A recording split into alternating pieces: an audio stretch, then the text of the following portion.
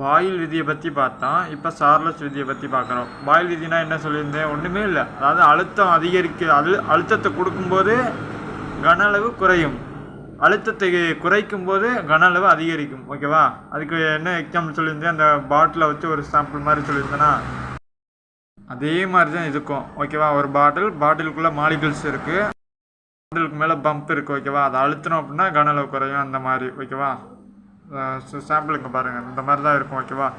இது பூரா தண்ணின்னு நினச்சிக்கோங்க. இதுதான் பம்பு. இதை வந்துட்டு அமுக்கணும் அப்படின்னா இது குறையும், இதை வந்துட்டு மேலே தூக்கணும் அப்படின்னா இது அதிகரிக்கும். ஓகேவா? இதுதான் பாயில் விதியை பற்றி பார்த்துருந்தோம். சார்லஸ் விதிங்கிறது அப்படியே இதே தான். ஓகேவா? என்ன அப்படின்னா சார்லஸ் விதிங்கிறது இதை ஹீட் பண்ணுறோம். ஓகேவா? அங்கனக்குள்ளே ஹீட்டர் வச்சு ஹீட் பண்ணுறோம்.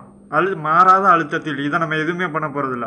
மாறாத அழுத்தத்தில் வெப்பநிலை அதிகரிக்கும் போது கன அளவு அதிகரிக்கும். அதாவது இங்கே சூடுபடுத்தும் போது இந்த மாலிகுல்ஸ்லாம் விரிவடையும், விரிஞ்சு